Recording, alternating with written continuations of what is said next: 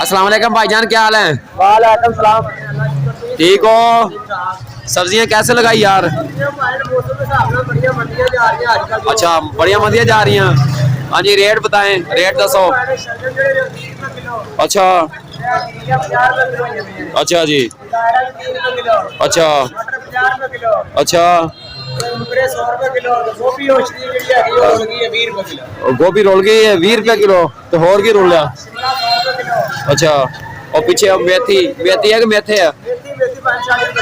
40 रुपए किलो, वाह मौजा तो आती है। अच्छा, ते ए काले बताऊं? ए बैंगन 100 रुपए किलो। अच्छा,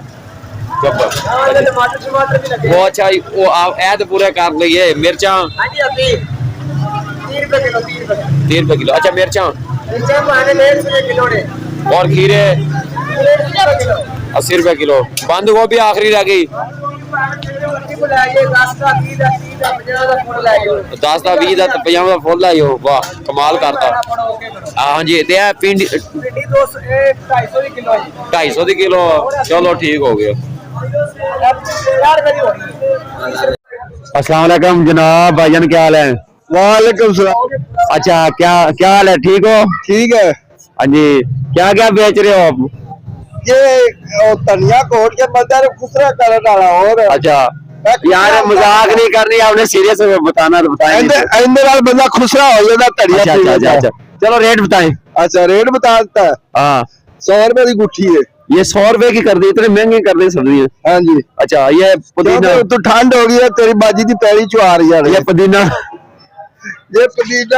10 रुपए की गुट्ठी है। अच्छा, और मिर्चियाँ कैसे लगाई? मिर्चा जोड़ के लाई है 50 रुपए पा। अच्छा, जोड़ के 50 रुपए पाओ। नींबू नींबू भी 50 रुपए पा है। और ये बंद गोभी गोभी तेरे सिर जिड्डी। यार क्या रेट पूछ रहा हूँ। जा रहे हैं। अच्छा, की रेट लाया यार, क्यों मजाके करता? और नवाब साहब ने टमाटर 100 के 2 किलो है इनके पास। और शिमला मिर्च 100 रुपए किलो। मेथी 50 रुपए किलो। और मूलियां भी पीछे रखी हैं। मूलियां 100 या 3 आपको क्या काले आ रही है? 100 या 3 किलो। और ये खीरे 80 रुपए किलो। बड़ी मेहरबानी, आपने अपना कीमती वक्त में से टाइम निकाल के हमें दिया।